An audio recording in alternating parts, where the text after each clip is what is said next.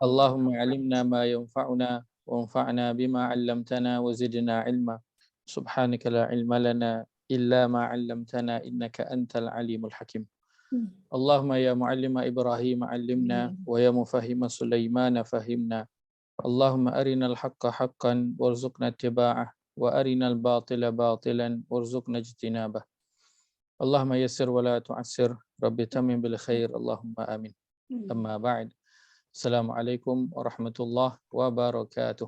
Waalaikumsalam. Alhamdulillah kita bertemu sekali lagi pada malam ini.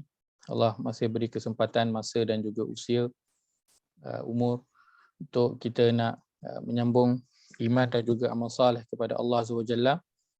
Dan salah satu caranya ialah dengan kita menunaikan tanggungjawab kita terhadap Al-Quran. Itulah kita nak memahami apa yang Allah sampaikan dalam Al-Quran ini, insya-Allah. Malam ni insya-Allah kita nak memulakan perjalanan kita dalam surah apa? Surah Mumtahanah. Mumtahanah. Mumtahanah. Mumtahanah ke Mumtahinah? Mumtahinah. Nah, cuba cek betul. Mumtahanah ke Mumtahinah? Saya punya Dua-dua boleh. Mumtahanah. Quran saya tulis Mumtahanah. Saya Mumtahanah. punya pun Mumtahanah. Dia Al-Mumtahanah. Baik, dia Al-Mumtahanah dan juga Al-Mumtahinah. Dua-dua pun boleh. Cuma yang lebih biasa digunakan adalah Al-Mumtahanah. Macam surah Al-Mujadalah sama kan? Namanya Al-Mujadalah dan juga Al-Mujadilah. Jadilah. Baik. Surah yang ke-60 kita nak baca dulu ayat pertama daripada surah ini, insya-Allah. Ayat pertama mau panjang ayat dia. 1 2 3 4 5. 5 baris ayat yang pertama ini. Baik, kita nak baca. Allah berfirman, A'udzu billahi minasyaitonir rajim.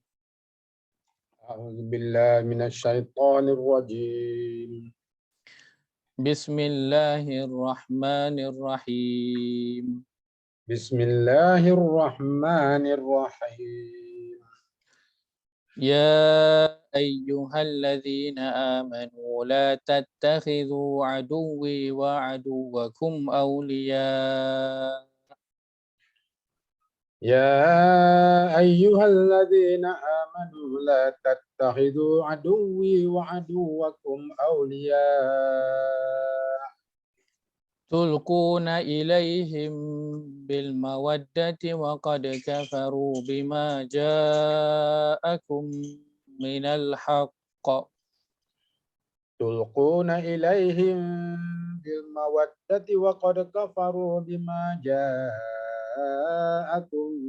من الحق يخرجون الرسول وإياكم أن تؤمنوا يخرجون الرسول وإياكم أن تؤمنوا بالله ربكم إن كنتم خرجتم جهادا في سبيلي وابتغاء مرضاتي أن تؤمنوا بالله ربكم إن كنتم خرجتم أن تؤمنوا بالله ربكم إن كنتم خرجتم جهادا في سبيلي وابتغاء bahagian Ustaz. إن كنتم خرجتم جهادا في سبيلي وابتغاء مرضاتي تسرون إليهم بالمودة وأنا أعلم بما أخفيتم وما أعلنتم تسيرون إليهم بالمودة وأنا أعلم بما أخفيتم وما أعلنتم ومن يفعله منكم فقد ضل سواء السبيل ومن يفعل ومن يفعله منكم فقد ضل سواء السبيل. Terjemahan. Dengan nama Allah yang Maha Pemurah lagi Maha Mengasihani. Wahai orang-orang yang beriman, janganlah kamu mengambil musuhku dan musuh kamu menjadi teman rapat. Dengan cara kamu sampaikan kepada mereka berita-berita rahsia orang-orang mukmin. Dengan sebab hubungan baik dan kasih mesra yang ada di antara kamu dengan mereka. Sedang mereka telah kufur ingkar terhadap kebenaran Islam yang sampai kepada kamu.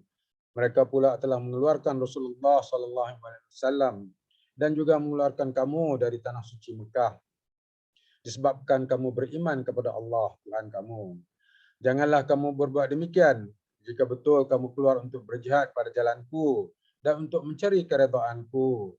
Tidak ada sebarang faedahnya kamu mengadakan hubungan kasih mesra dengan mereka secara rahsia. Sedang aku amat mengetahui akan apa yang kamu rahsiakan dan apa yang kamu zahirkan. Dan ingatlah, sesiapa di antara kamu yang melakukan perkara yang demikian, maka sesungguhnya telah sesatlah ia dari jalan yang betul. Baik. Kita telah sebutkan pada sesi yang lepas, ayat awal ini turun berkaitan dengan siapa? Hatib Abi Balta'ah. Hatib bin Abi Balta'ah. Jangan jadi khatib pula tau. Khatib Jumaat tu. Itu kha, yang ni ha. Hatib. Beza dia. Yang tu khatib, yang ni hatib. Hatib bin Abi Balta'ah. Jazakillahu khairah. Baik. Kita lihat pada ayat yang pertama ini.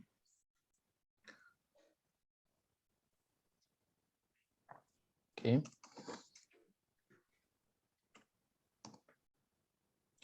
Baik, ayat pertama dalam surah ini Allah mulakan dengan lafaz wahai orang-orang yang beriman. Baik. Lafaz wahai orang-orang yang beriman, kita dah pernah lalu sebelum ni ataupun belum lagi? Wahai orang yang beriman. Sudah dulu Ustaz, tapi dah lama sangat lupa Ustaz. Hujurat dengan Al-Maidah. Bukan.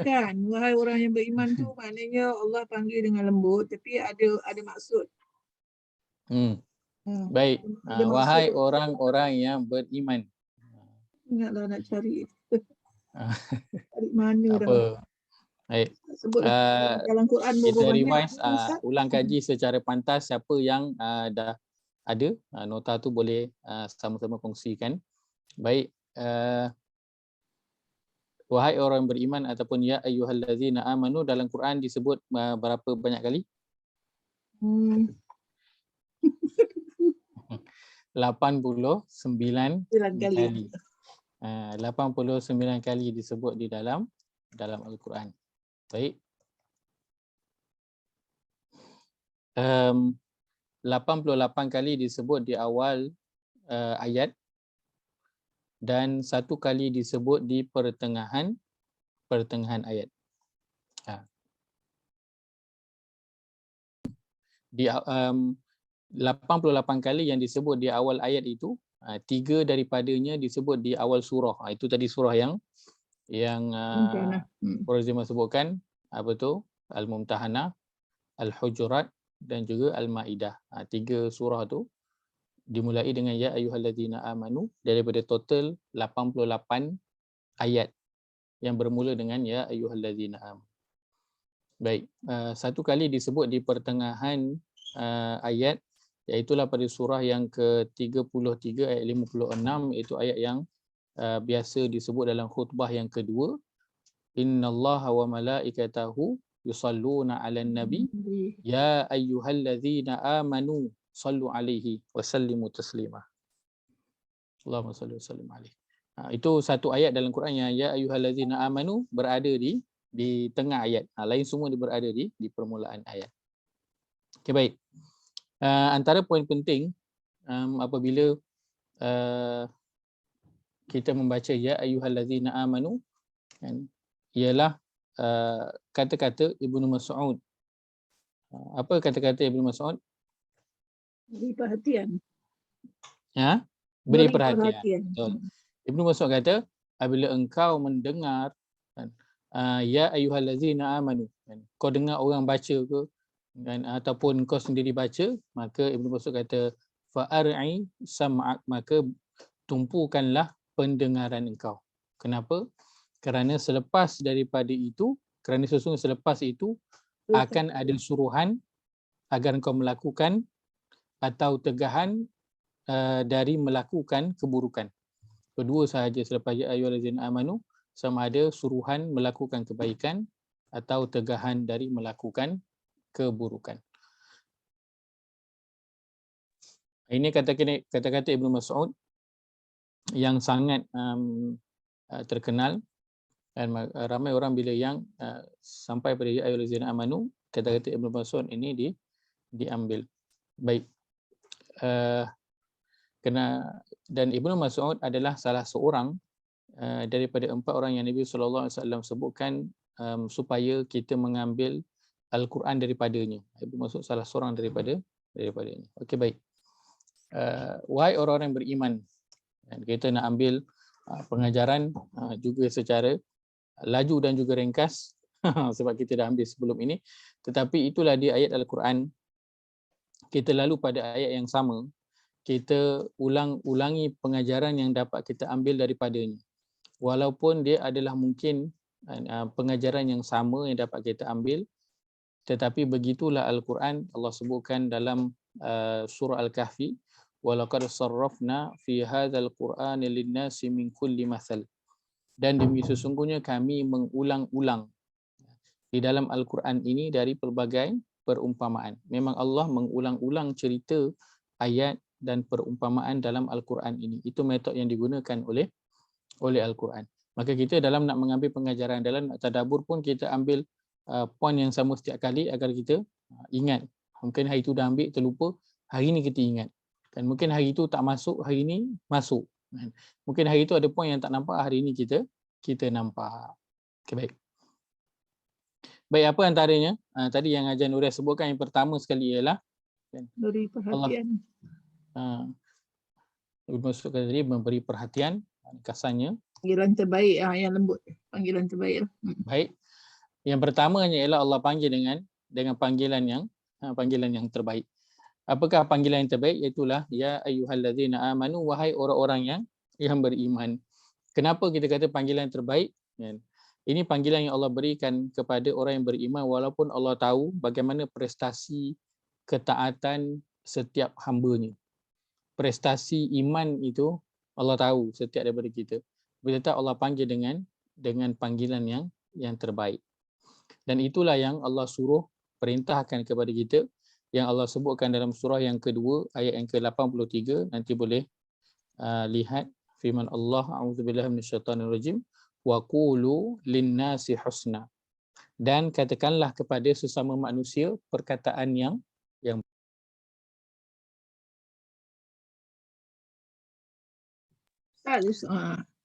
saya silakan. Saya batuk. Oh. Wa qulu linnasi husna, dan berkatalah kepada sesama manusia perkataan yang baik. Allah suruh itu kepada kita, kan? Allah suruh kita lakukan perkara itu, dan Allah tunjukkan contoh. Dengan Allah panggil kita semuanya ya ayyuhallazina amanu, wahai orang-orang yang beriman, walaupun Allah tahu bagaimana dan keimanan kita kepada Allah Azza wa Jalla. Baik. Yang kedua, daripada ya ayyuhallazina amanu, ia adalah bentuk apa? Motivasi yang Allah berikan kepada kita semua. Kan? Allah panggil kita semua dengan panggilan wahai orang-orang yang beriman, walaupun di antara kita imannya itu pelbagai, kan? Ada yang imannya benar-benar beriman 100%, ada yang imannya separuh, ada yang imannya suku, kan? Ada yang imannya bermusim, ada yang iman mengikut kejadian ataupun ujian ataupun musibah yang tertimpa dengan dia. iman naik turun pelbagai, kan? Ada iman pada tempat yang tertentu, kan? Pada waktu yang tertentu, iman kita pelbagai. Bahkan ada orang yang imannya hanya di mulut sahaja, seperti kaum munafik. Wa idza laqul ladzina amanu qalu amanna. Apabila mereka bertemu dengan orang yang beriman, mereka berkata amanna, kami beriman. Iman itu hanya di mulut sahaja. Wa idza khalu ila syayatinihim qalu inna ma'akum. Bila dia balik dekat dia punya geng, dia kata kami bersama dengan kamu semua. Dan tadi kami dengan beriman itu hanya berolok-olok. Maka iman hanya ada yang iman itu hanya di mulut sahaja. Akan tetapi, kan, Allah memberikan motivasi kepada kita semua dengan tetap memanggil kita dengan panggilan orang yang beriman. Mudah-mudahan ia akan memberi kita semangat, kan, untuk meningkatkan iman kita kepada Allah Azza wa Jalla. Baik. Dan ini dah dua poin ini adalah perkara yang kita perlu amalkan dalam kehidupan kita.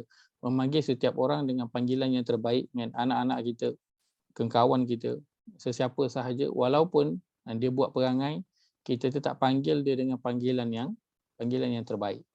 Mudah-mudahan dengan panggilan itu dia menjadi motivasi kepada anak itu untuk menjadi lebih baik daripada sekarang. Kita tak tahu bila, tapi kita beramal dengan apa yang Allah buat. Niat kita itu. Niat kita mengamalkan apa yang Allah buat. Maka mudah-mudahan dengan niat yang sebegitu, mungkin anak yang tak berapa nak dengar cakap, kan, pasangan ke, jinjiran ke, kita ada staff ke, ada dalam komuniti itu, kan, ada anak-anak muda dalam masyarakat itu yang tak berapa nak dengar cakap, tapi kita panggil dia dengan panggilan yang baik. Mudah-mudahan dia jadi motivasi kepada mereka untuk menjadi orang yang baik. Baik. Dan panggilan, apabila Allah memanggil sesuatu panggilan itu, maka mesti ada Berita penting. sesuatu yang penting yang hendak disampaikan. Kita panggil, siap sebut nama, maka mesti ada sesuatu yang penting, yang khusus yang hendak disampaikan. Contoh, kita panggil, kan, makan, kita kata jemput makan, kan. Dengan kita kata Faiz jemput makan, siap sebut nama, kan. Maka bila sebut nama tu, dia lebih khusus suruhan itu, kan. Dia lebih penting kepada orang yang kita sebut itu. Maksudnya kalau orang lain tak makan, itu lantaklah, kan. Tapi yang Faiz itu mesti kena makan. Begitu bila disebut nama. Maka Allah sebut ya ayyuhallazina amanu.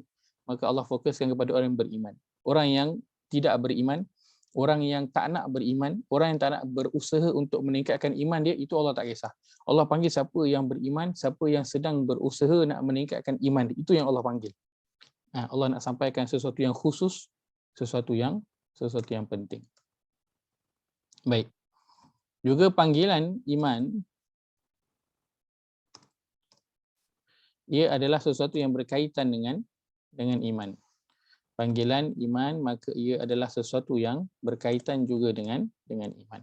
Allah panggil wahai orang yang beriman.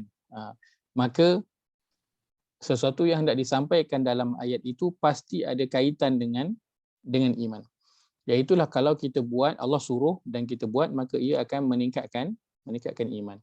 Kalau Allah suruh kita tak buat, maka ia akan memberi kesan kepada iman. Kalau Allah larang kita buat, maka ia akan mengurangkan iman. Kalau Allah larang kita ikut larangan itu, kita tinggalkan, kita jauhkan, maka ia akan menambahkan iman. Maka panggilan wahai orang-orang yang beriman, dia ada kaitan dengan iman. Baik.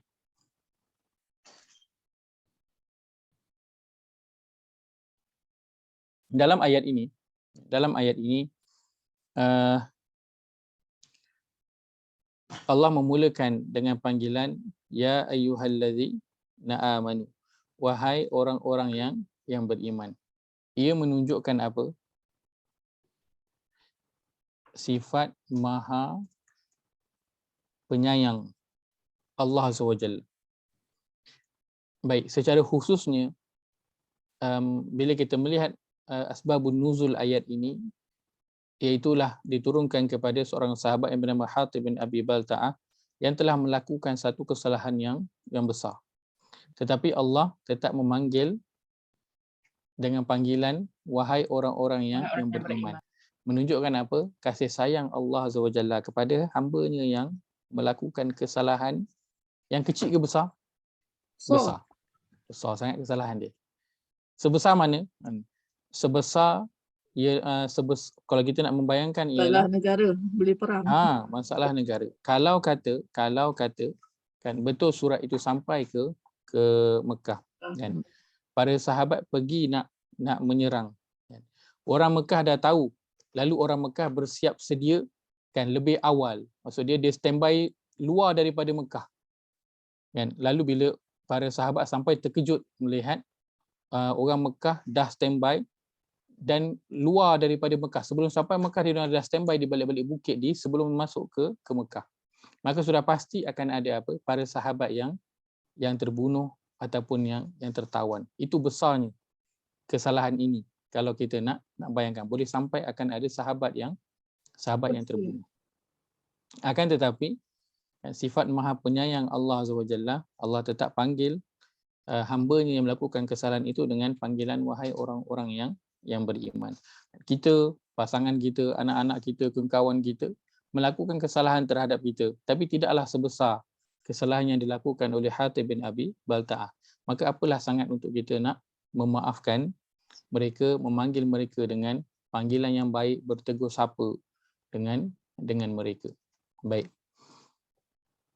Dan begitulah pun sifat Allah Azza wa Jalla kepada setiap makhluk dia yang melakukan kesalahan. Bukankah dalam hadis Nabi sallallahu alaihi wasallam sebutkan, ya bani Adam, innaka ma da'autani wa rajautani ghafartu laka ala ma kana fika wala ubali.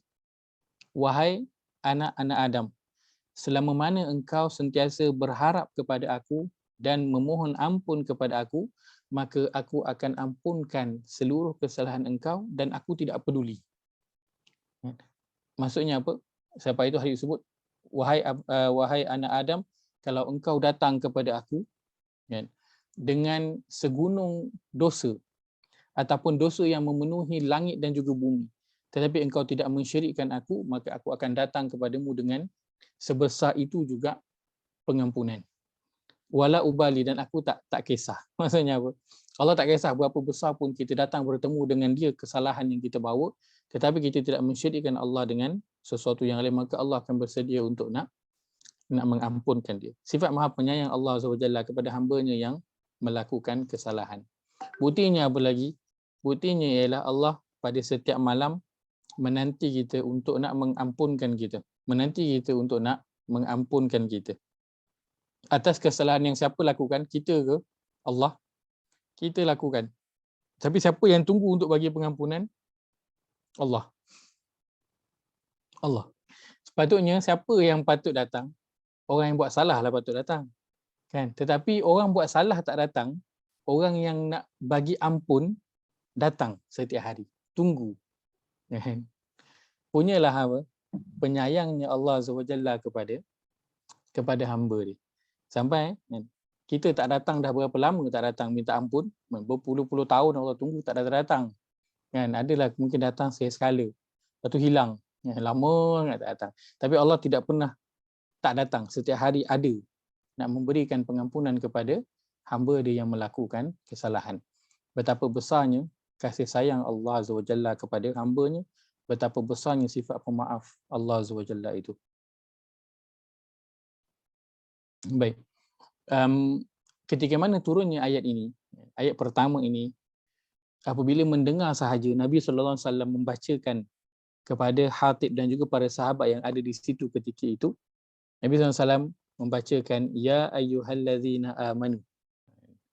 Apabila mendengar sahaja permulaan ayat ini, dengar aja permulaan ayat ni, wahai orang-orang yang beriman, disebutkan dalam riwayat tatkala mendengar ayat ini Hatib bin Abi Balta'ah pengsan.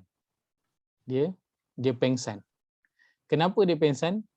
Dia pengsan kerana terlalu gembira dengan panggilan itu. Iaitu Allah panggil dengan panggilan orang yang beriman. Sebab apa? Dia tahu kesalahan yang dia telah lakukan tu besar. Besar sangat. Sangat besar. Dan dia tak sangka kan, boleh mendapat keampunan daripada Allah SWT. Bila turun Nabi baca ya ayyuhallazina amanu la tattakhidhu, dia dengar je dia terus pengsan. Dia terlalu gembira. Begitulah para sahabat ridwanullahi alaihim apabila mendengar kan, mendapat sesuatu berita terutamanya pengampunan daripada Allah SWT, dia punya gembira tu memang boleh sampai kepada bawa pengsan. Memang bukan biasa-biasa. Baik. Ya ayyuhallazina amanu, wahai orang yang beriman, la tattakhidhu aduwwi wa aduwwakum awliya. Jangan kamu menjadikan musuhku dan musuhmu sebagai awliya. Sebagai, dalam terjemahan dituliskan sebagai teman rapat. Baik. Antara pengajaran yang dapat kita ambil dalam potongan ayat la tattakhidhu aduwwi wa aduwwakum awliya sampai awliya itu sahaja, ialah bukti keimanan seseorang itu ialah dia taat. Bukti keimanan seseorang itu ialah dia taat. Baik. Dia merasakan musuh Allah itu adalah musuhnya. Dia merasakan musuh Nabi itu adalah musuh.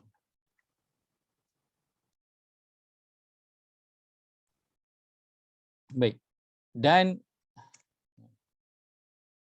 tidak kira siapa pun mereka. Maksudnya apa? Orang yang beriman itu bukti keimanan dia adalah dia taat kepada Allah SWT. Dan dalam ayat ini, potongan ayat ini khususnya, musuh Allah itu adalah musuh dia. Kalau dia orang yang beriman, musuh Nabi itu adalah musuh dia. Tidak kira siapa pun mereka. Mereka itu maksudnya apa? Musuh itu. Walaupun mungkin musuh itu adalah daripada kalangan kaum kerabat dia sendiri, ahli keluarga dia sendiri. Yang mana nanti kan contohnya akan dicontohkan oleh siapa? Oleh Nabi Ibrahim alaihissalam pada ayat yang keempat nanti. Allah akan kisahkan bagaimana praktikal yang telah dilakukan oleh Nabi Ibrahim alaihissalam. Dan secara ringkasnya, kisah Nabi Ibrahim alaihissalam itu, Nabi Ibrahim dia akhirnya bermusuh dengan siapa? Bermusuh dengan ayah dia sendiri, dengan kaum dia dan juga ayah dia sendiri. Kenapa? Kerana ayah dia tidak mahu beriman kepada Allah SWT. Maka siapa yang tak beriman kepada Allah, maka dia adalah musuh Allah. Maka secara automatik musuh Allah itu menjadi musuh orang yang beriman. Maka sebab itu Nabi Ibrahim akhirnya dia kata apa? Dia berlepas diri daripada ayah dia. Dia berlepas diri daripada ayah dia. Okey, ini pegangan akidah orang beriman. Musuh Allah, musuh Nabi adalah musuh dia sekali, tak kira siapa pun. Kalau orang itu daripada kalangan ahli keluarga dia, kaum kerabat dia, kawan baik dia, yang melakukan apa yang Allah dan Rasul larang, maka dia akan berlepas diri daripada orang tersebut, walaupun daripada ahli keluarga dia sendiri. Dan begitulah yang dicontohkan juga oleh para sahabat ridwanullahi alaihim ketika mana mereka berhijrah daripada Mekah ke Madinah. Mereka tinggalkan apa? Mereka tinggalkan perniagaan, harta, dan mereka meninggalkan ahli keluarga mereka yang tidak mahu ikut beriman kepada Allah SWT. Mereka tinggalkan. Dan dalam ayat ini juga nanti pada ayat ke-7, ayat ke-8 kan, disebutkan mengenai siapa? Kisah isteri Abu Bakar As-Siddiq yang datang ke Madinah menziarahi anak dia. Isteri dia tak ikut tidak ikut beriman, belum beriman lagi. Dia tidak beriman. Lalu Abu Bakar dia berhijrah tinggalkan isteri dia lah. Tapi kemudian isteri dia datang untuk menziarahi salah seorang anak Abu Bakar As-Siddiq di Madinah. Nanti kisahnya ada disebutkan pada ayat yang ke-7 ataupun ayat yang ke-8. Baik. Maka ini adalah bentuk pegangan orang beriman, iaitulah siapa sahaja musuh Allah dan musuh Nabi, maka automatik dia menjadi musuh diri. Baik. Kita nak melihat satu persoalan, iaitulah dalam Al-Quran, siapakah dia musuh kita yang Allah sebutkan? Siapakah musuh kita yang Allah sebutkan? Baik. Sebab kita tengah cerita tentang musuh-musuh kan. Maka kena kenal lah siapa kita punya musuh. Kan? Supaya kita tahu kita nak bermusuh dengan siapa. Kan? Kita tak nak bermusuh dengan orang yang tidak sepatutnya. Baik. Musuh kita yang pertama sekali, siapakah dia? Bermula dengan huruf S. Kemudian Y. Syaitan. Kan? Syaitan. Ini musuh pertama manusia. Siapakah musuh yang pertama sekali? Ialah syaitan. Baik, kita lihat surah yang ke-17. Surah 17 ayat ke-53.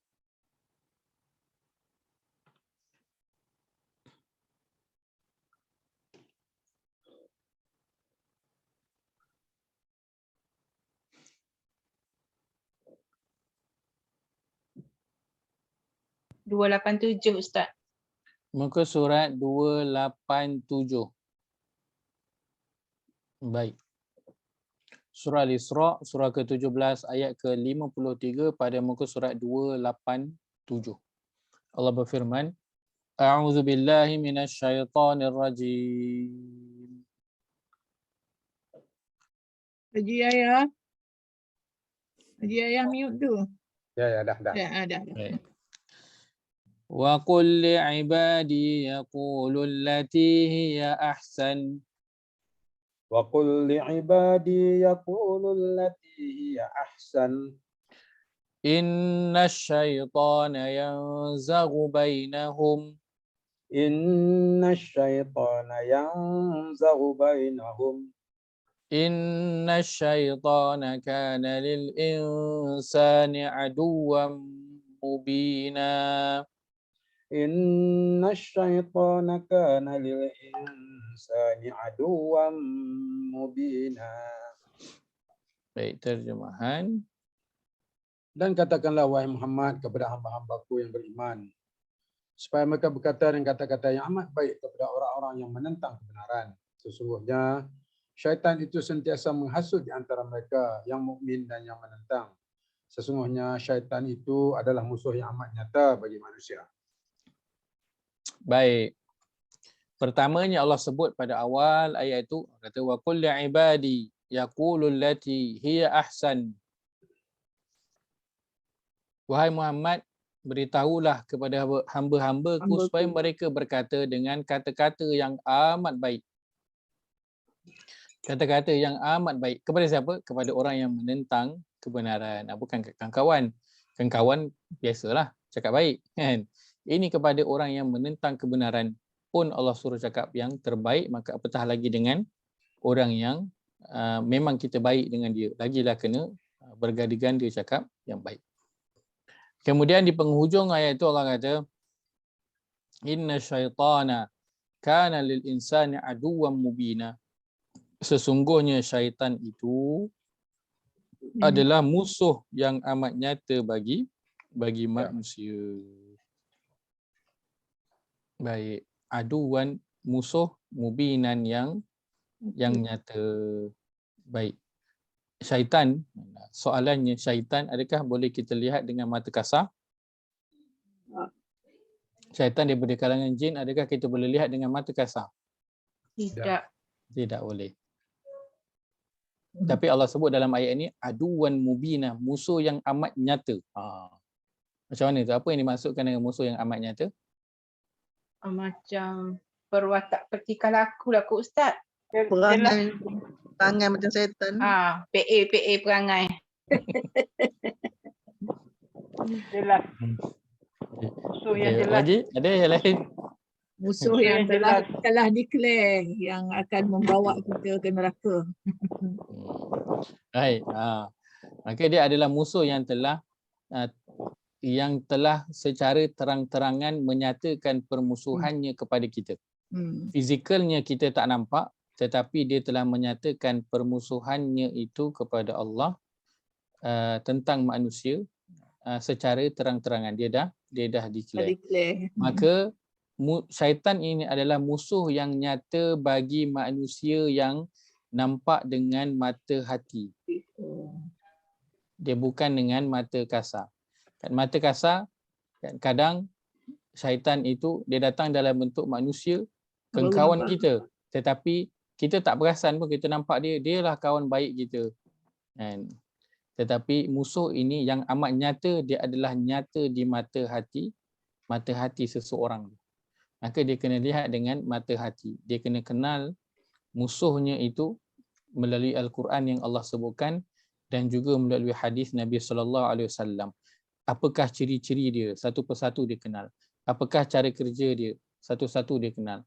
Apa yang dibuat itu adakah mengikut Allah dan Rasul ataupun tidak? Waktu tu barulah dia boleh nampak. Dan ini adalah kawan ke ataupun dia punya musuh. Kerana kawan rapat kita kadang disebabkan oleh dia adalah kawan kita menjadi apa? Menjadi buta. Dan biasalah kita dengar ayat cinta itu buta.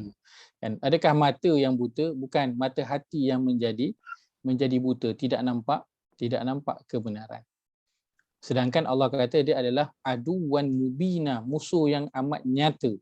Maksud dia kalau tengok sekali boleh tahu dah ini aku punya musuh. Tetapi dia perlukan kepada ilmu kerana dia perlu dilihat dari sudut mata hati. Baik. Hebat dia ayat ni Ustaz. Tak sangka pula jauh ke situ. Sebab bila disebut nyata tu. Ya. Kan? Allah bukan saja sebut musuh, Allah sebut musuh yang nyata, mubina. Yang nyata ni bukan nyata yang biasa-biasa tau. Mubina ini musuh yang nyata terperinci. Sebab itu dalam Quran Allah sebut apa? Surah yang kedua ayat 185. Ayat tentang apa tu? Bulan puasa, bulan Ramadan. Allah kata syahrul ramadhan allazi unzila fihi al-Quran hudal linnas wa bayyinatin minal huda wal furqan. Bulan Ramadan itu adalah bulan turunnya Al-Quran. Sebagai apa? Petunjuk bagi manusia, hudal linnas. Apa lagi? Wa bayyinatin. Bayyinah. Bayyinah tu apa? Keterangan yang jelas. Keterangan yang teliti. Keterangan yang lengkap, satu persatu terperinci. Itu maksud bayyinah. Bayyinah. Maka aduwan mubina dia adalah musuh yang memang telah diperincikan sifat dia, cara kerja dia, siapakah dia, perwatakan dia, semua telah diperincikan. Cuma ia hanya boleh dilihat oleh orang yang memahami sahaja. Dan susah ke nak memahami. Ayat berapa tadi Ustaz? Ayat berapa? 2185. 2185. 2185. Ustaz, maksud diperincikan Ya? maksud Tak, surah 2 ayat 185. Al-Baqarah. Ustaz, maksud yang diperincikan tu maksudnya Ada ciri-ciri. disebut dalam Al-Quran lah ciri-ciri itu. Betul? Betul. Disebut dalam Al-Quran dan juga disebutkan dalam hadis Nabi SAW mengenai perincian musuh itu. Dan ia dilihat melalui mata hati. Dan susah ke nak lihat melalui mata hati ni? Kadang-kadang orang kata, kami belum sampai lagi Ustaz pada martabat itu. Nak kena jadi Tok Syekh dulu, nak kena jadi apa? tuan guru dulu baru boleh nak nampak. Tak perlu. Kan kalaulah kata Al-Quran nak kena faham dia, semua kena capai tahap tok guru, tok Yang syekh, bunyi tu. maka Al-Quran memanglah tidak sesuai menjadi petunjuk bagi manusia, tak sesuai. Kan? Sebab Allah tahu background kita semua. Tak semuanya backgroundnya belajar agama. Kan? Background kita yang sama semua adalah apa? Orang Islam. Sama semua. Itu background yang sama. Maka kayu ukur yang Allah berikan dengan panduan Al-Quran ini adalah panduan yang boleh digunakan oleh orang yang namanya Islam. Bukan orang yang ada background agama, tak. Mereka tak perlu tunggu nak jadi tok guru untuk nak boleh melihat dengan mata hati. Ia perlu kepada apa? Satu perkara yang selalu kita ulang-ulang, perlu kepada ilmu. Perlu kepada ilmu. Kalau kita tahu satu perkara itu, jadilah kita orang yang pakar tentang perkara itu. Orang yang pergi belajar, kan? Dia belajar ilmu kedoktoran. Akhirnya dia jadi apa? Pakar. Kenapa dia jadi pakar? Sebab dia pergi belajar lah. Ada ilmu tentang itu. Jadilah dia pakar. Kan? Bukan sebab apa-apa. Maka nak dapatkan mata hati ini, dia perlu kepada ilmu. Dia bukan perlu kepada seorang itu pergi bertapa dekat mana-mana, kan? Ataupun perlu pergi apa? Ziarah 7 telaga ke, kan? 7 masjid ke, tak. Dia perlu kepada ilmu. Aduwan mubina, musuh yang nyata. Baik. Dan bagaimana cara sepatutnya kita melayan musuh ini? Kita lihat pada surah yang ke-35 ayat yang ke-6 pada muka surat 435. Muka surat 435. Soalannya, bagaimana Nak kena sepatutnya layanan Kita nak layan musuh manusia ini. terhadap musuh ini? Dia macam dah tadabbur dengan soalan. Ustaz. Ya saya. Ini terus melayan tapi kita tak kenal lagi, macam mana? Sabar. Baik. Muka surat 435. 35. Surah yang ke-35 ayat yang ke-6, Allah berfirman, A'udzu billahi minasyaitonir rajim. Dia mute ya. Minta maaf. Dia hilang daripada radar.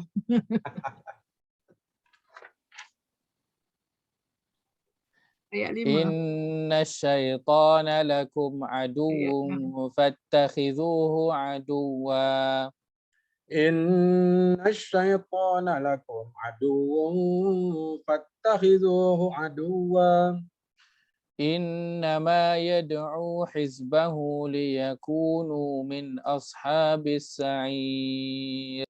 Innama yad'u hizbahu liyakunu min ashabis sa'ir.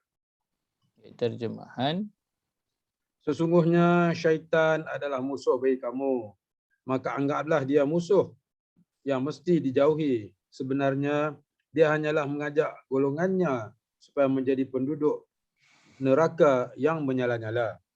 baik. Maka layanan manusia kepada syaitan haruslah melayan mereka sebagai musuh. Harus melayan mereka sebagai musuh. Itu layanan yang selayaknya. Soalan Ustaz. Silakan. Dulu Ustaz ada cakap syaitan ni adalah satu sifat. Betul. Atau so macam mana, dia makhluk ke macam mana? Iblis, syaitan. Kalangan iblis dan manusia, syaitan ni. Ialah Baik. iblis Dan syaitan manusia. Dua-dua. Jin pun ada. Baik. Tapi Ustaz dah terangkan dah. Saya tengah nak recall ni. Ayat mana ya dulu ciri-ciri dia tu. Ada. Dalam surah Al-Hasri dulu dia dah terang kan. Tahulah masa Fatihah ke masa tu. Masa Fatihah. Patutnya sesi yang ini kan saya rehat. Saya hanya mendengar saja. Sepatutnya. Sebab dah confused lah Ustaz. Macam mana? We all Baik. nasi Kita ya. lihat surah yang ke-6 ayat 112 dulu. Surah yang ke-6 ayat yang ke-112 pada muka surat 142. Cari yang lupa dah. Baik, Allah berfirman, A'udzu billahi minasyaitonir rajim. A'udzu billahi minasyaitonir rajim.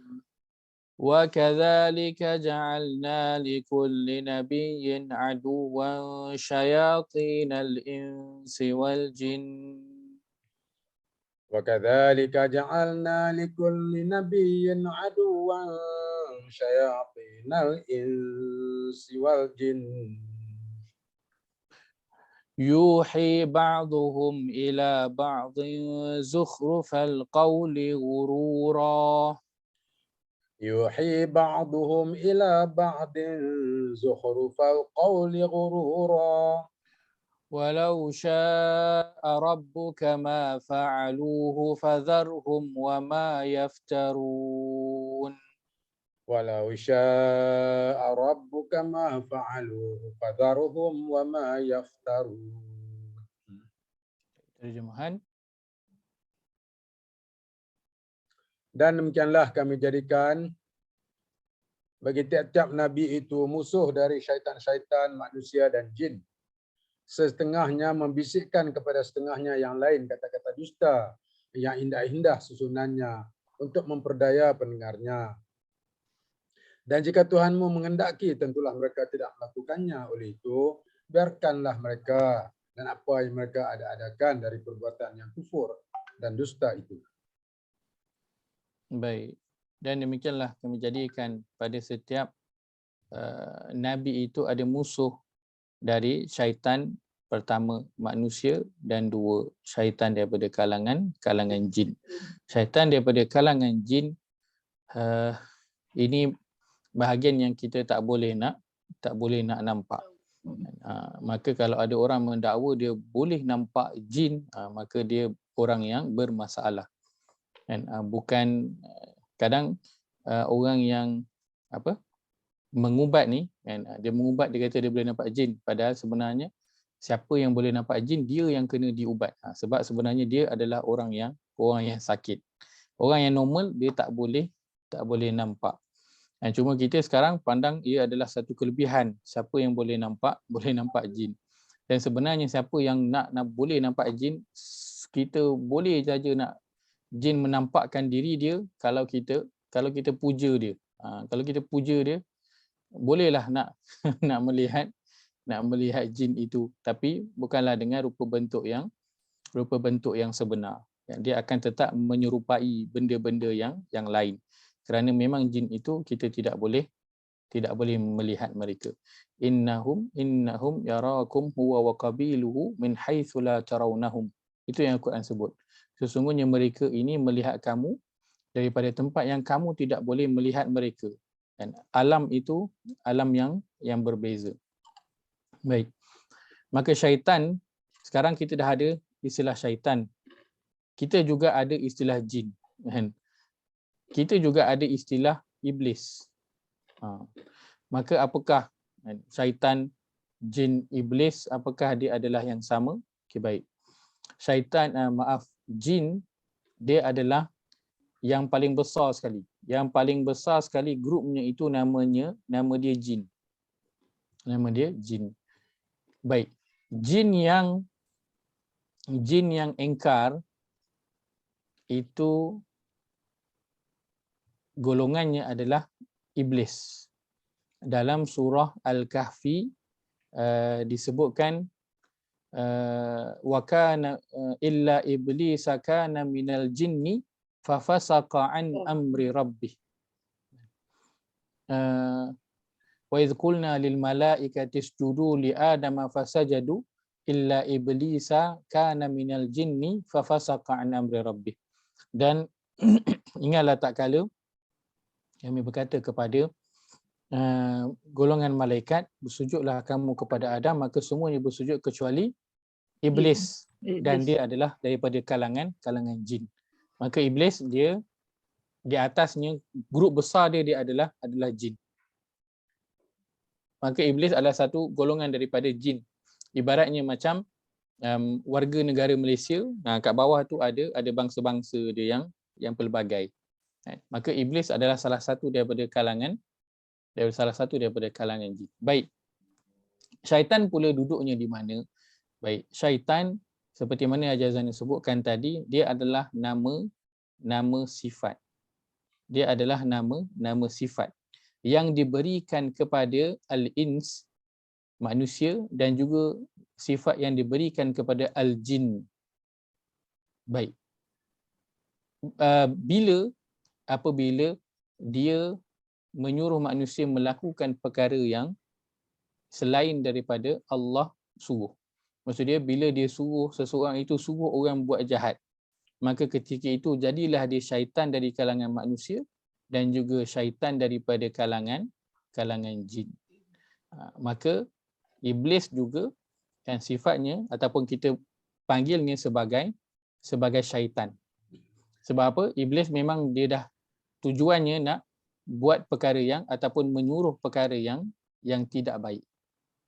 Baik. Maka syaitan dia adalah sifat.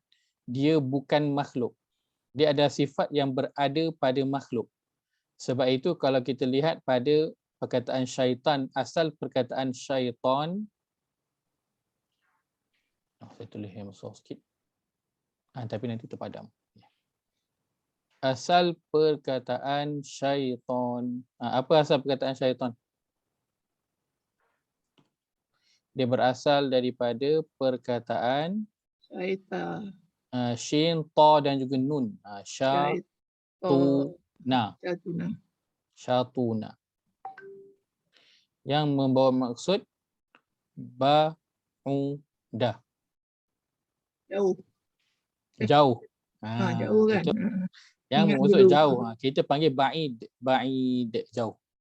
Baik. Maka syaitan dia adalah asal perkataannya ba'udah, iaitu jauh. Jauh daripada apa? Jauh daripada rahmat Allah. Daripada rahmat Allah. Jauh daripada kasih sayang Allah. Jauh daripada perhatian Allah. Jauh daripada pertolongan Allah Azza wa Jalla. Maka syaitan dia adalah sifat, dia bukan makhluk. Sebab itu syaitan dia boleh berada pada kalangan manusia kerana dia adalah sifat, dia bukan makhluk. Kalaulah kan kalau kita sebut syaitan, kita terbayangkan apa dia? Adakah kita terbayangkan rupa paras yang handsome? Tak kan? Kita terbayangkan rupa paras yang menakutkan lah kan, kalau bunyi syaitan tu. Kita terbayangkan rambut yang panjang ke, kan, mata merah, ada tanduk. Kita terbayangkan itu bila sebut syaitan kan. Iblis, jin, itulah rupa yang kita terbayangkan. Maka adakah bila orang tu dia dah bertukar menjadi syaitan dari kalangan manusia, rupa paras dia bertukar?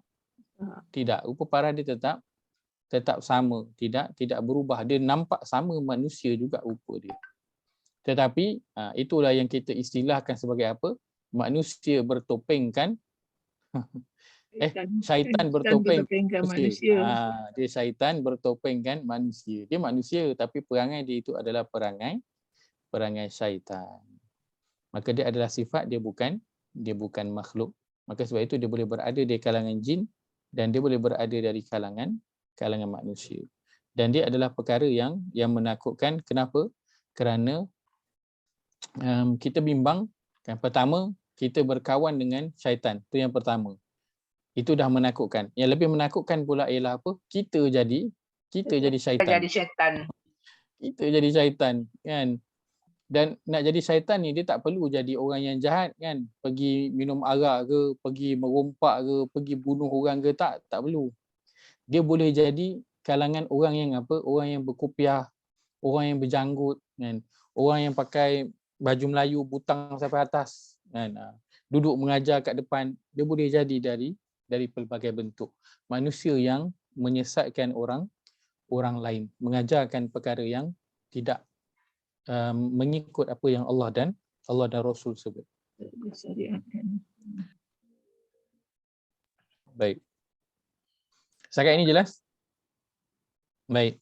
Okay, jelas Ustaz. Terima kasih. Alhamdulillah, Ustaz. Maka kalau kita lihat syaitan daripada kalangan jin dan juga kalangan manusia.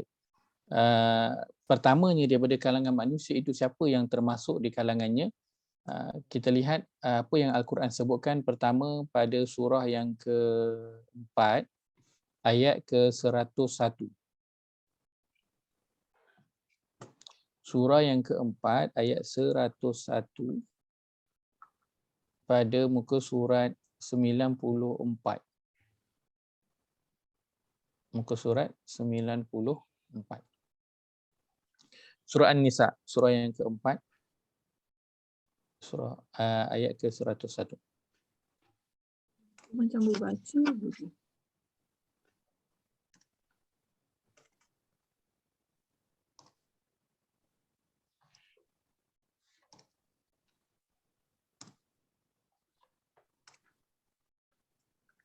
Allah berfirman, A'udzu billahi minasyaitonir rajim.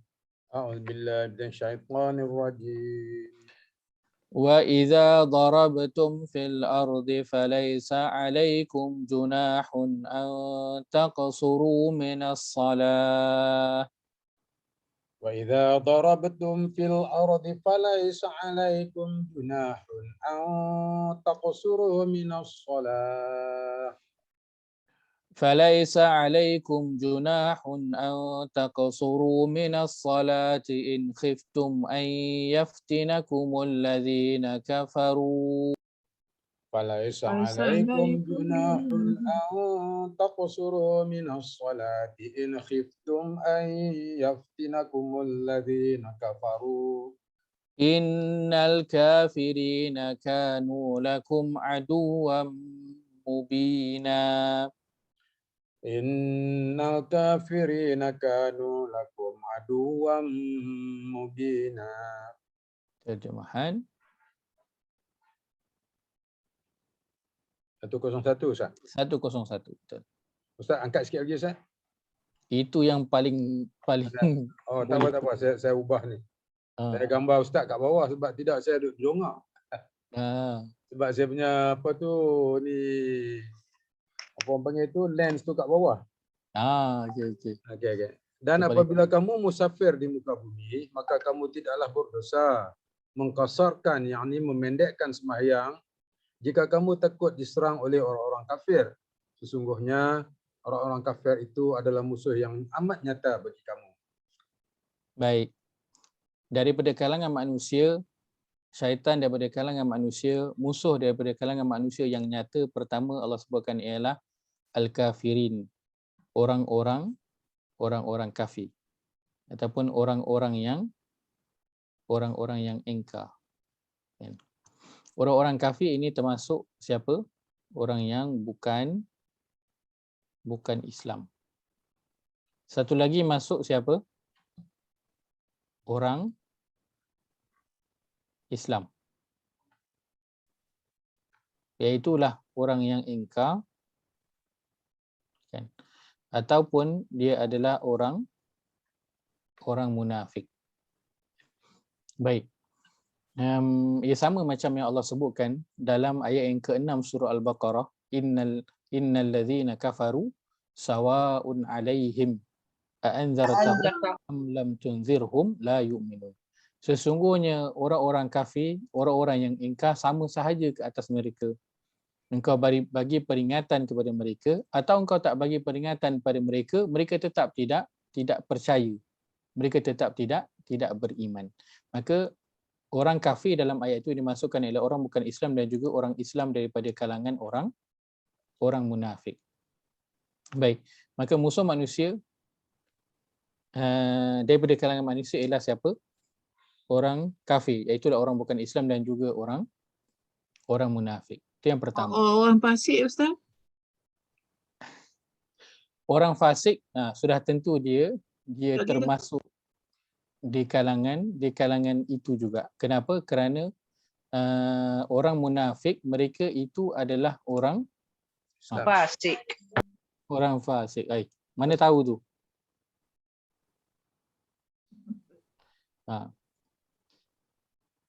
Kalau tak betul nanti dia jadi tuduhan kepada orang munafik pula. Ayat 20 surah Ayat 20 Al-Hasyr. surah. Ayat 20 surah lain apakah dia? Ingatlah Ustaz. Tapi termasuklah situ rasanya. Betul ke tidak tak tahu ke ayat 19. Ha, ayat yang mana? Ayat 19 ke ayat 13 ke tak ingat dah. Tapi 20 kot. Main agak ini Ustaz. Baik, kita lihat surah yang ke-9 ayat ke-67. Ayat setahun tu. Fasiko. As-Sajadah pun ada. Al-Sajadah pun. Sajadah. Tapi ini ayat-ayat daripada surah As-Hasyr. Surah 9 ayat yang ke-67. Saya bacakan sahaja. Ujung sekali ayat yang ke-67 ini, ayat ini cerita tentang apa? Al-munafiqun wal munafiqat. Cerita tentang orang munafik daripada kalangan lelaki dan juga perempuan. Di hujung ayat itu Allah kata apa? Innal munafiqina humul fasiqun. Terjemahan, sesungguhnya orang-orang munafik itu merekalah orang-orang yang fasik. Innal munafiqin humul fasiqun. Sesungguhnya orang-orang munafik mereka itulah orang-orang fasik. Dan orang-orang yang fasik itu yang masuk surah apa? As-Sajdah tu. Wa ammal Al-Hasyr pun ada kan? Al-Hasyr. Al-Hasyr ayat ke berapa? Saya tak ingat ayat ke berapa. Surah Al-Hasyr. 20 Ustaz. Pasal 20. Betul lah kot.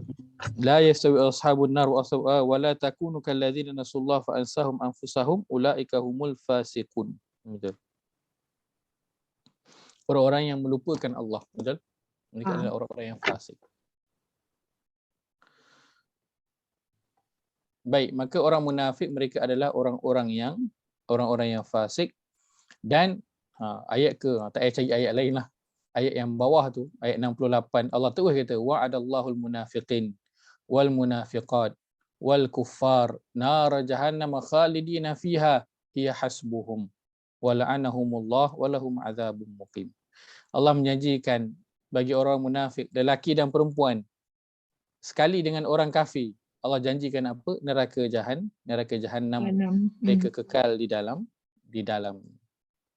Dan maka orang munafik tempatnya di dalam neraka, orang fasik pun tempatnya sama. Wa ammal ladzina fasaqu fama'wahumun nar. Baik. Maka istilah fasik, yang risau tak? Kadang orang kata fasik ni alah dosa-dosa kecil. Kan? Fasik dia adalah orang yang buat dosa-dosa kecil, kan? Tapi lepas kita tahu bahayanya fasik ini, dia boleh membawa ke mana? Kepada neraka. Jahanam. Dia bukan bawa kepada neraka sahaja, kan? Dia bawa kepada neraka tu dah satu hal, tapi masalahnya apa? Khalidin. Kekal. Itu masalah ni. Masuk neraka satu masalah. Kekal, inilah masalah yang paling besar sekali. Kan? Kekal di dalam neraka. Maka istilah orang kata fasik, tak apalah. Fasik itu kan orang yang buat dosa-dosa kecil. Kena berhati-hati. Kenapa? Dosa kecil itu kalau dibiarkan, dia akan membawa kepada dosa yang besar. Akhirnya daripada fasik yang kecil, dia akan menjadi orang fasik yang besar. Dan dengan dosa-dosa yang kecil, dia akan memasukkan apa? Benih-benih nifak, kemunafikan dalam diri. Akhirnya bila dah banyak sangat benih-benih munafik dalam diri, akhirnya jadilah orang yang munafik, wal'iyadzubillah. Baik, maka yang pertama musuhnya adalah siapa? Orang kafir, orang munafik, iaitulah sama dengan orang fasik. Itu yang pertama. Baik. Orang kafir, munafik dan fasik. Yang kedua, musuh daripada kalangan yang manusia ialah sahabat karib. Sahabat karib. Musuh daripada kalangan manusia ialah sahabat karib. Baik, kita lihat surah yang ke-25 ayat 27 hingga ayat ke-29.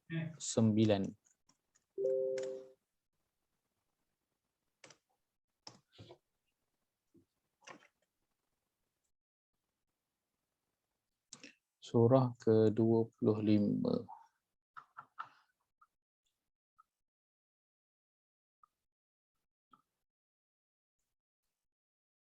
Baik, berada pada muka surat 362.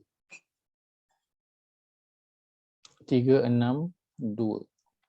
Surah Al-Furqan, surah ke-25 ayat 27 hingga ayat 29. Allah berfirman, A'udzu billahi minasy syaithanir rajim. A'udzu billahi minasyaitonir rajim. ويوم يعض الظالم على يديه يقول يا ليتني اتخذت مع الرسول سبيلا. ويوم يعض الظالم على يديه يقول يا ليتني اتخذت مع الرسول سبيلا. يا ويلتى ليتني لم أتخذ فلانا خليلا. يا ويلتى ليتني لم أتخذ فلانا خليلا. لقد أضلني عن الذكر بعد إذ جاءني. لقد أضلني عن الذكر بعد إذ جاءني. وكان الشيطان للإنسان خذولا. وكان الشيطان للإنسان خذولا. Terjemahan.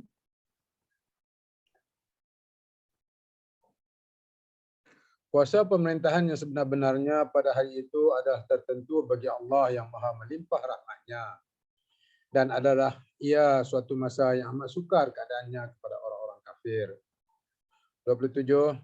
Dan ingatkanlah pilihan hari orang-orang yang zalim menggigit kedua-dua tangannya, marahkan dirinya sendiri sambil berkata, alangkah baiknya kalau aku di dunia dahulu mengambil jalan yang benar bersama-sama Rasul.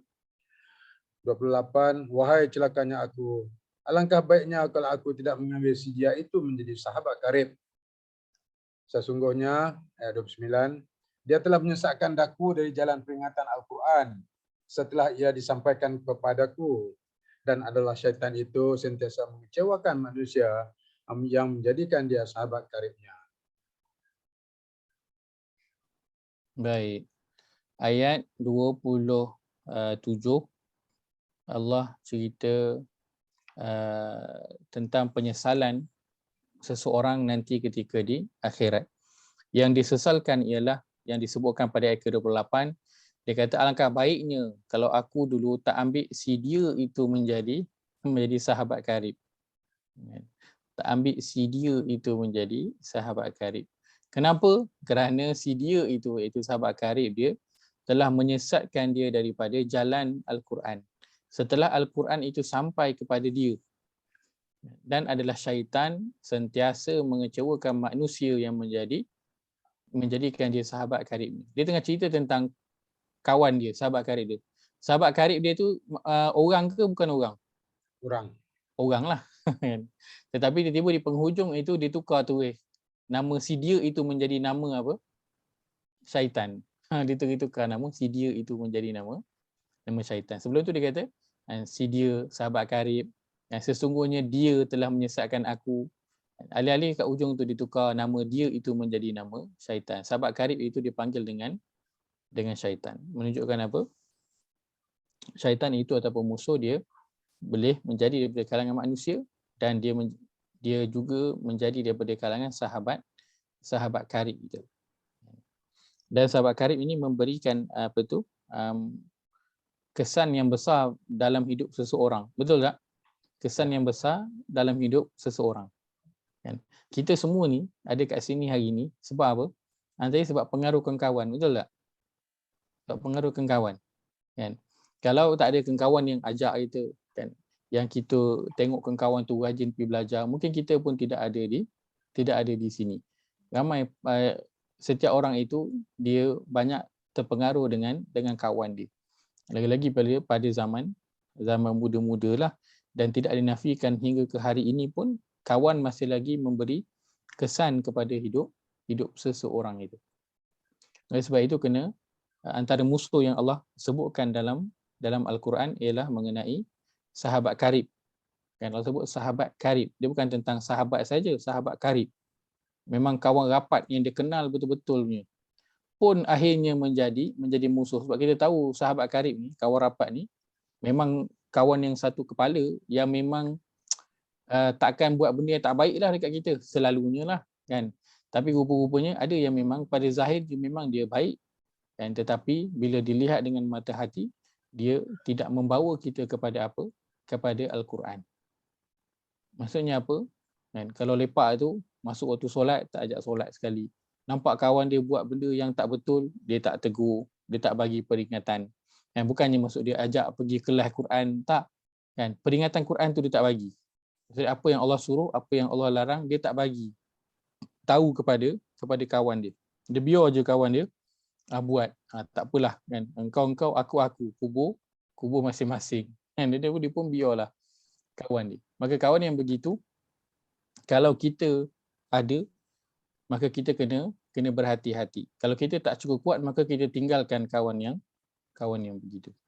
Bukan kerana kita ni baik, tak. Dia sebab kita tak berapa nak kuat. Baik. Maka musuh kita yang besar yang pertama sekali ialah syaitan. Yang pertama. Yang kedua, musuh manusia yang kedua ialah dunia. Musuh manusia yang kedua ialah dunia. Baik. Kita lihat pada surah yang ke-35 ayat ke-5.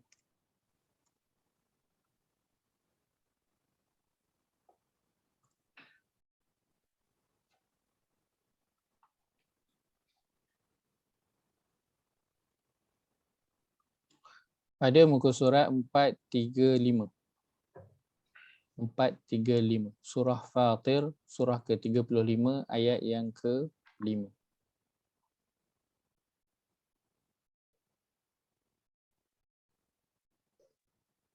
Baik, Allah berfirman, A'udzu billahi minasyaitonir rajim.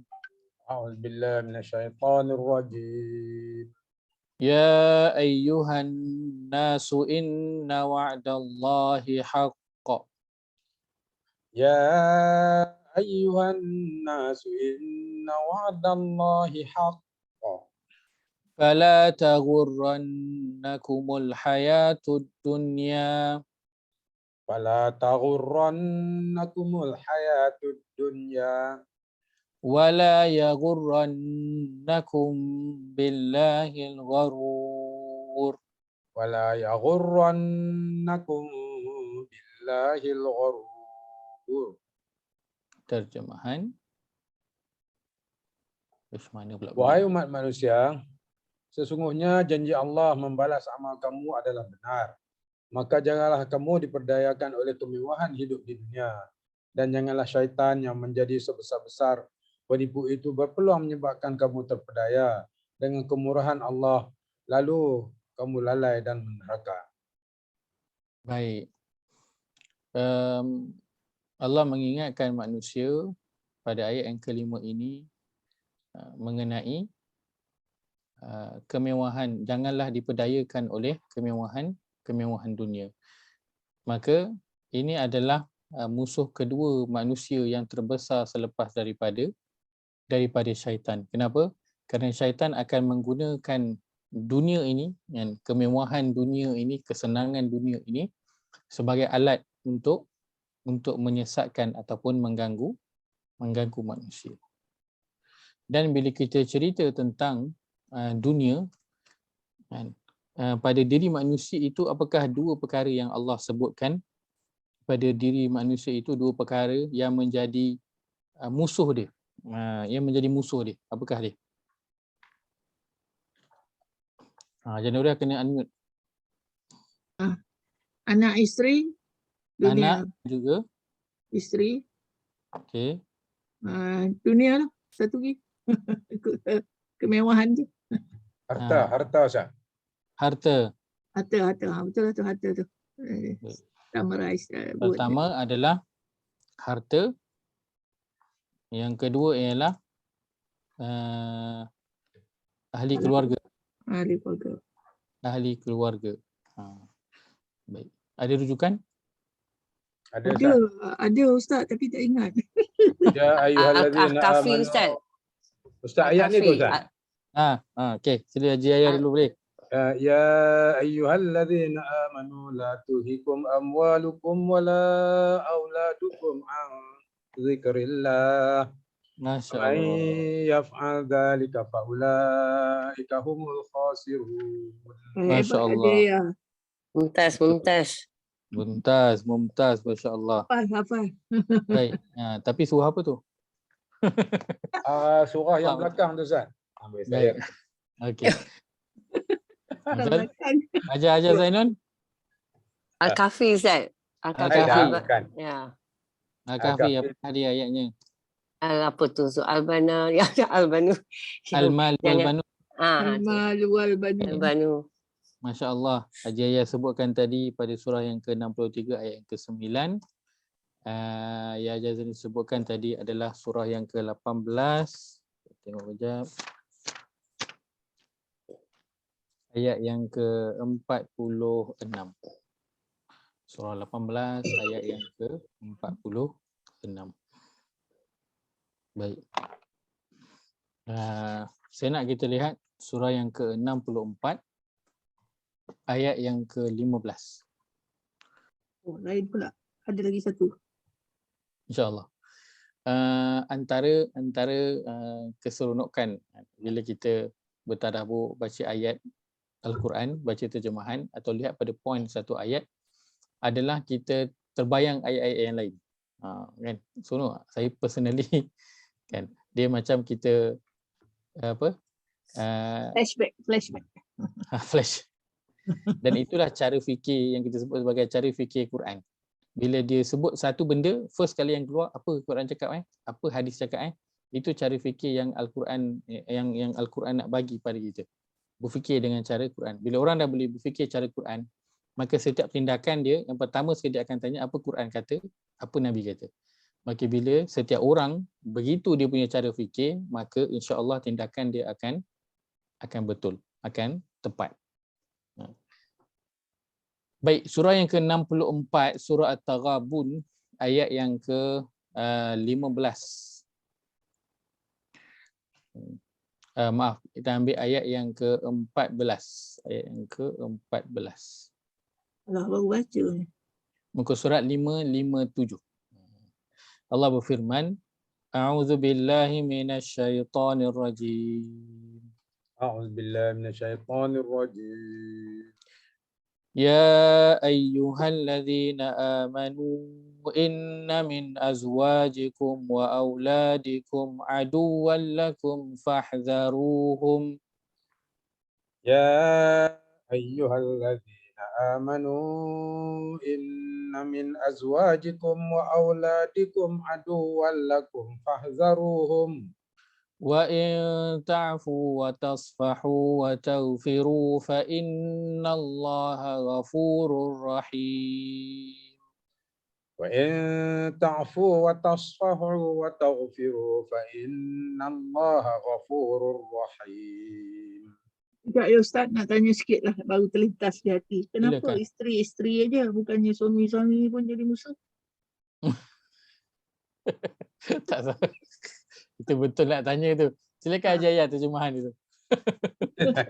Heran. Wahai orang-orang yang beriman, sesungguhnya ada di antara isteri-isteri kamu dan anak-anak kamu yang menjadi musuh bagi kamu. Oleh itu, awaslah serta berjaga-jagalah kamu terhadap mereka. Dan kalau kamu memaafkan dan tidak marahkan mereka, serta mengampunkan kesalahan mereka, maka Allah akan berbuat demikian kepada kamu. Kerana sesungguhnya Allah Maha Pengampun lagi Maha Mengasihani. Baik. soalan Hajar Nuriah, kenapa disebut isteri-isteri? Daripada dulu saya dengar memang isteri-isteri kamu.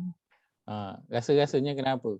Sebab lelaki lelaki Lelaki itu punya ketua tanggungjawab. keluarga kan.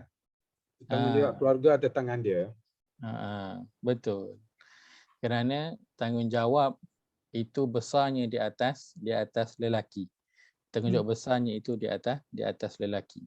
Tapi kalau lelaki yang tak menunaikan tanggungjawab dia macam mana, Ustaz? Baik. Itu yang saya maksud. Pertama, asalnya tanggungjawab itu adalah ke atas lelaki untuk menjaga agama isteri dan juga anak-anak dia. Itu asas dia yang pertama. Tapi biasalah bila realitinya itu ada suami yang tidak begitu, kan? Yang membiarkan sahaja isteri dan juga anak-anak dia, dan itulah yang dalam hadis sebutkan sebagai apa? Dal, ya, waw, sa. Dayus. Dayus. Dayus. Dayus. Kita sebut dah jadi bahasa kita dah dayus. Dalam hadis sebut dayus. Baik. Lelaki yang apa? Dia tidak cemburu, dia tidak ada kisah tentang isteri dan juga anak-anak dia. Isteri dia pakai pakaian tak menutup aurat di luar, orang lain tengok, isteri dia bergaul dengan orang lain, semua dia tak kisah. Maka Islam menamakan golongan ini adalah lelaki yang dayus. Kenapa? Kerana sepatutnya lelaki itu dia menjaga isteri dan juga wanita. Baik. Kenapa? Kerana lelaki itu dia adalah ar-rijal qawwamuna 'alan nisa'. Dia adalah orang yang memimpin, yang Allah berikan kekuatan lebih daripada wanita. Maka sepatutnya tanggungjawab lelaki yang menjaga wanita. Maka dalam ayat ini Allah nak lelaki menjalankan tanggungjawab dia dengan cara yang sepatutnya. Baik. Tetapi realitinya ada lelaki yang tidak begitu, maka nak buat apa? Baik. Jika ada pasangan yang tidak memberi perhatian kepada isteri, maka ketika itu isteri kena, orang kata apa? Step up ke depan, yang mengambil alih. Jangan tunggu suami nak berubah. Jangan tunggu suami berubah. Kalau kata suami tak boleh nak pimpin, jangan kita harapkan dia untuk nak pimpin ataupun mengubah kita. Jangan. Kita dah ada jadi musuh kita lah macam tu, Ustaz. Kita dah ada kesedaran, kita jalan. Kita dah ada kesedaran, kita jalan. Kerana percayalah, berapa ramai para suami yang Allah berikan dia kesedaran atas sebab isteri dia. Ramai suami yang Allah berikan kepada dia kesedaran atas sebab isteri dia. Isteri dia berubah dulu ke arah kebaikan, suami tetap sama, kan? Waktu bujang dengan lepas kahwin sama. Itulah dia, rupanya pun dah ada anak 1 sampai anak 2, 3, sampai dah bercucu, itulah je pun perangai dia. Tetapi isteri yang berubah dan dia terus saja berubah, ya, sebab kadang nak cakap dengan suami susah, kan? Sebab kita perempuan nak cakap dengan suami melenting macam mengajar dia. Maka isteri yang dia jalan je terus dengan perubahan dia, akhirnya ramai yang Allah beri hidayah sebab doa daripada isteri dia. Maka isteri kalau dapat suami yang boleh bimbing, alhamdulillah. Tak dapat, tak apa. Kita ada kesedaran Allah dah bagi, kita jalan. Kita jaga diri kita dan kita jaga anak-anak kita. Tapi di akhirat nanti Allah akan tanya asalnya kepada siapa? Allah akan tanya asalnya kepada suami dulu. Apa yang telah dia lakukan. Kalau tengok isteri dia okey, anak dia okey, maka Allah akan tanya, macam mana boleh jadi okey? Engkau buat ke ataupun isteri engkau yang sendiri yang buat? Maka kalau dia tak menjalankan tanggungjawab dia, maka itu urusan dia dengan Allah Azza wa Jalla. Ustaz. Ya, saya. Tapi ayat ni bila kata sungguhnya ada di antara isteri-isteri kamu, maknanya ayat ni ditujukan kepada lelaki. Tapi dia cakap, Allah dalam Quran kata wahai orang yang beriman. Mengapa lah kita kena soal Al-Quran? Saya tak sebut wahai orang-orang lelaki yang beriman. Betul. Kerana orang-orang secara asasnya ya ayyuhallazina amanu itu memang asasnya itu untuk lelaki lah, untuk lelaki yang pertama. Jadi seruan asalnya termasuk lelaki masuk itu memang confirm dalam amanu ini. Masuk dalam ni lelaki adalah confirm. Tapi ada potongan ayat yang Allah khususkan dia untuk wanita, untuk lelaki sahaja. Dan kalau kita lihat pada azwajikum, kan, azwajikum terjemahan diletakkan isteri-isteri. Dan dalam ayat yang lain azwajikum ini juga kan diletakkan pasangan-pasangan. Zaujah ya. Zaujah. Sebab Allah sebutkan mengenai langit dan bumi, Allah jadikan wa khalaqnakum azwaja. Kan semua Allah jadikan secara berpasang-pasangan. Maka zauj dia bukan saja isteri tapi dia adalah juga membawa maksud pasangan. Maka jika ia kepada lelaki, maka lelaki kena bagi perhatian kepada isteri dan juga anak-anak dia. Jika dia adalah wanita, maka dia kena beri perhatian kepada suami dan juga anak-anak dia. Dua-dua kena bagi perhatian kepada pasangan masing-masing. Sebab dah ada dalam satu kereta, kalau driver terlelap, co-pilot dia kena kejutkanlah. Kalau tak aksiden, dia sekali pun ada dalam kereta tu, maka dua-dua pasangan itu memainkan peranan. Tapi nanti di akhirat yang Allah akan tanya adalah pada lelaki dulu. Pada lelaki dulu yang Allah akan tanya. Sebab ayat tadi yang saya sebutkan, yang Allah sebutkan ar-rijal qawwamuna 'alan nisa. Lelaki dialah yang memimpin kepada wanita. Maka pemimpin atas itu yang akan ditanya dulu tentang orang bawah dia. Wanita juga akan ditanya dengan orang yang berada di bawah dia. Siapa yang berada di bawah isteri, anak-anak dan juga rumah dia. Itu Allah akan tanya. Dan anak-anak, isteri dan juga rumah itu berada di bawah suami. Kan maka nanti suami akan ditanya, isteri juga akan ditanya tentang tanggungjawab mereka. Maka jangan bimbang, setiap daripada kita akan ada soalan yang akan kita kena jawab nanti di hadapan Allah SWT tentang tanggungjawab masing-masing. Maka apa kita nak buat? Kita jalankanlah tanggungjawab kita dengan sebaiknya. Kalau suami tak boleh harap, kita jalan sendiri. Jangan harapkan dah kepada suami. Jangan nak tunggu suami berubah baru aku nak berubah. Jalan je dulu. Kan? Kalau isteri tak nak berubah, itu suami kena kuatkan kesabaran dia, terus mendidik isteri itu. Nanti semua apa yang dilakukan itu menjadi hujah dia di hadapan Allah Azza wa Jalla. Baik. Peringatan ini juga yang Allah sebutkan sama kalau kita pergi pada surah yang dua surah selepas itu, iaitu surah At-Tahrim. Ini surah At-Talaq. Surah At-Tahrim pada muka surat 560 itu. Surah 66 ayat ke-6. Allah sebutkan ya ayyuhallazina amanu qu anfusakum wa ahlikum nara. Wahai orang-orang yang beriman, peliharalah diri kamu dan keluarga kamu dari neraka. Allah perintahkan khasnya kepada siapa? Kepada lelaki. Kenapa? Kerana lelaki yang sepatutnya menjaga ahli keluarga. Lelaki dia adalah ketua keluarga. So dia yang sepatutnya menjaga ahli keluarga dia.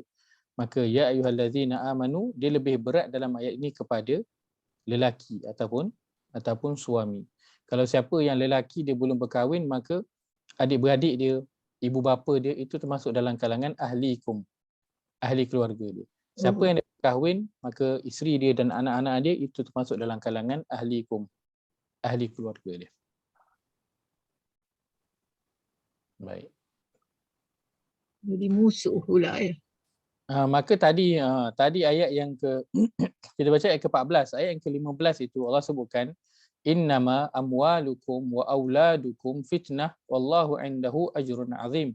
Sesungguhnya harta benda dan anak-anak kamu itu adalah ujian kepada kamu. Kan maka sebab itu sebahagian mereka menjadi menjadi aduan ayat ke-14 tersebut, menjadi musuh kepada kamu, harta dan juga anak-anak. Sebab itu macam ayat tadi yang Haji Yahya sebutkan, surah ke-63 ayat ke-9, muka surat 555. Ya ayyuhallazina amanu la tulhikum amwalukum wala auladukum an dzikrillah. Wahai orang beriman, janganlah kamu dilalaikan oleh urusan harta benda dan juga anak pinak kamu. Dua benda Allah ingatkan tentang amwal dan juga aulad, harta dan juga anak-anak, ahli keluarga. Baik. Maka musuh kan, manusia yang kedua di dunia ialah musuh manusia dari musuh kepada manusia ialah yang kedua kita sebutkan ialah dunia. Dan dalam perihal dunia ini yang di-highlightkan ialah harta dan juga ahli keluarga. Kan? Nanti boleh lihat pada surah yang ke-57, ayat yang ke-20 juga, dan ayat yang panjang Allah cerita mengenai hakikat kehidupan dunia. Ya'lamu annamal hayatud dunya la'ibun wa lahwun. Ketahuilah bahawa kehidupan dunia adalah permainan dan juga senda gurau. Wa zinatun, perhiasan. Wa tafakhurun bainakum, dan berbangga-bangga di antara kamu. Wa takathurun fil amwali wal aulad, dan memperbanyak harta dan juga anak-anak. Maka ini antara musuh manusia kan, yang Allah sebutkan dia adalah ujian dan juga dia adalah musuh kepada manusia. Baik. Dan dua perkara ini harta dan juga ahli keluarga. Ini adalah apa? Ini adalah bentuk amanah yang Allah berikan kepada kita. Baik. Kita lihat surah yang ke-8 ayat ke-27. Kita tutup perbincangan kita dengan ayat ini. Surah yang ke-8 ayat ke-27.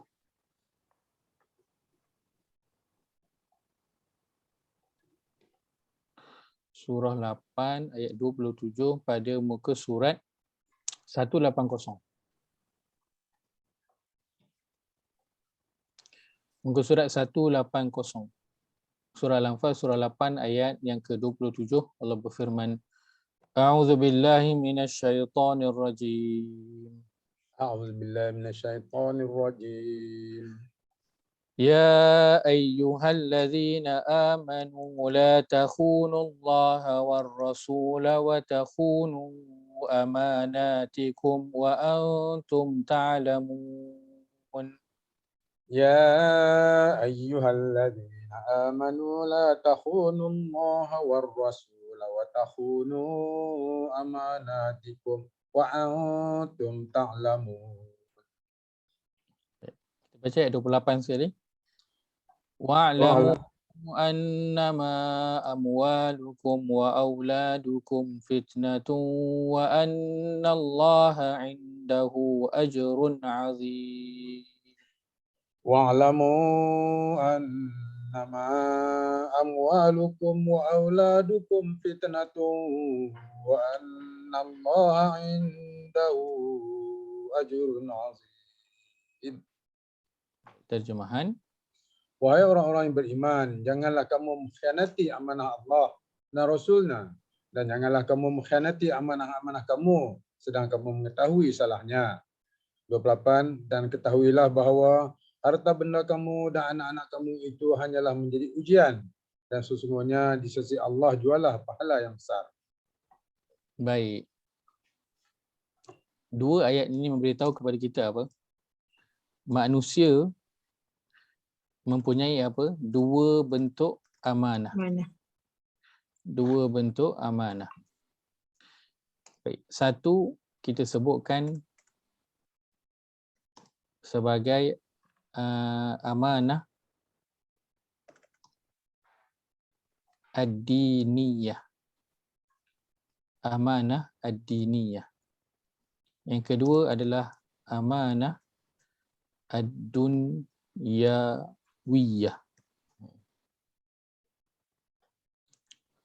Baik. Amanah ad-diniyah ialah amanah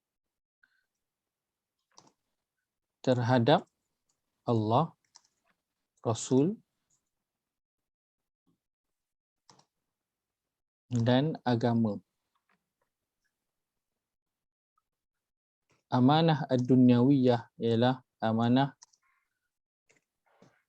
terhadap diri, keluarga dan harta.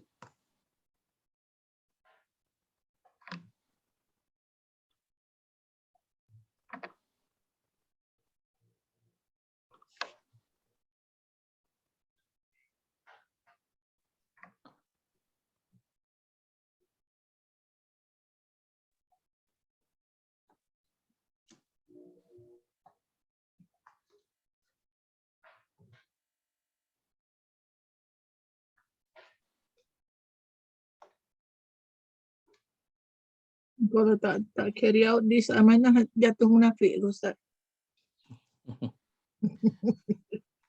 Berdosa memang berdosa lah kan. Kenapa Haji Nurul kata kalau tak carry out this amanah jadi munafik? Ciri-ciri orang munafik. Ciri-ciri orang munafik. Masya Allah. Betul. Itu dah berhubung lah maklumat-maklumat yang dah ada tu. Tapi takutlah Ustaz, sikit-sikit benda sikit kan dah jadi munafik. Bahaya juga. Baik, maka orang beriman dia mempunyai dua amanah yang Allah sebutkan. Ini tadi surah yang ke-8 ayat 27 dan 28. Pertama ialah amanah terhadap Allah. Maka Allah kata la takhunullah war rasul. Janganlah kamu khianat kepada Allah dan juga Rasul. Itu khianat amanah yang Allah telah berikan kepada kamu terhadap agama ini. Baik. Amanah terhadap Allah dan Rasul dan juga agama ini. Terutamanya amanat kepada Allah dan Rasul. Rasa-rasanya apakah antara amanah dia? Kita dah ambil ke belum? Apa yang disuruh? Al-Quran lah. Kita dah ambil perbincangannya pada ayat suruhan dan larangan yang baru. Betul Ustaz. Kan? Kita dah sebutkan apa dia? Alhamdulillah, baru nak mula ya Ustaz. Janji-janji itu semua. Maka janji-janji itu semua adalah amanah yang Allah telah berikan. Kita dah janji kepada Allah. Itulah yang amanah yang Allah telah berikan kepada kita yang kita kena jalankan. Maka Allah kata la takhunullah war rasul. Jangan khianat kepada amanah yang Allah dah berikan kepada kita itu. Amanah kepada Al-Quran, amanah untuk percaya dan membantu Rasul, kan? Selain pada amanah yang lain yang Allah sebutkan dalam rukun iman dan juga rukun Islam itu. Maka amanah terhadap Allah Al-Quran. Amanah terhadap Rasul adalah percaya dan membantu Rasul itu. Dan amanah agama ini adalah mengamalkan agama, dan Allah ingatkan jangan khianat terhadap amanah ini. Maka siapa yang dia mengucap dua kalimah syahadah, maka inilah amanah yang terbeban kepada diri dia. Siapa pun dia, apa pun dia punya background. Baik. Kemudian Allah kata wa takhunu amanatikum, dan jangan kamu khianat kepada amanah-amanah kamu. Baik, maka amanah yang Allah telah berikan kepada kita iaitu amanah terhadap diri, keluarga dan juga harta. Maka sebab itu pada ayat yang ke-28 itu Allah terus sebut dengan innama wa'lamu annama amwalukum wa auladukum fitnah. Allah sebut tentang ketahuilah harta benda dan anak kamu adalah ujian. Seolah Allah nak beritahu apa? Setelah Allah sebut wa takhunu amanatikum, dan jangan kamu khianat kepada amanah-amanah kamu, maka Allah terus sebut tentang amwal dan juga aulad.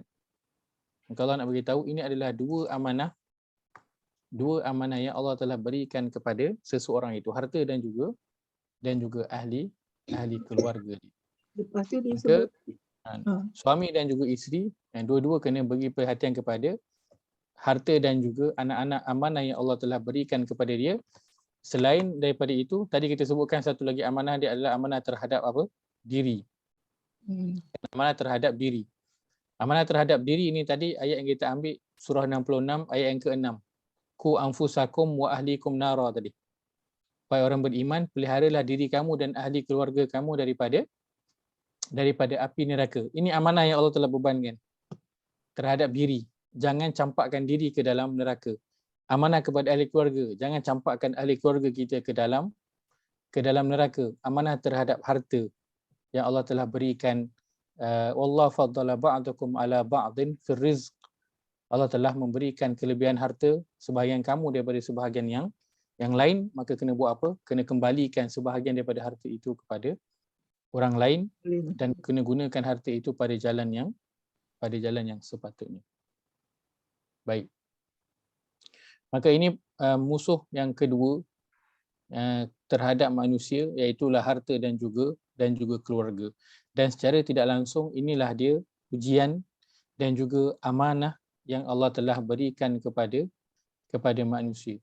Kalau gagal pada bahagian ini, dia tak bawa seseorang itu keluar daripada Islam, dia tak jadi kafir pun, dia masih lagi orang Islam. Cuma dia membawa kepada orang yang pecah amanah. Dan orang yang khianat kepada amanah dia adalah orang yang munafik. Wal'iyadzubillah. Baik. Ada sikit nak tanya tu. Silakan. Rintitan daripada ayat 27, 28 tu. Ayat 29 tu macam dia nak beritahu kita lah, kita kenal lah yang mana syaitan ke bukan syaitan kan. Betul. Ke yang hak dan Ayat batil 29. dia sebut 29. Ya allazina amanu in tattaqullah yaj'al lakum furqanan. Yang ayat itu ke? Ya. Ya, betul. Poin dia di sini, furqanan.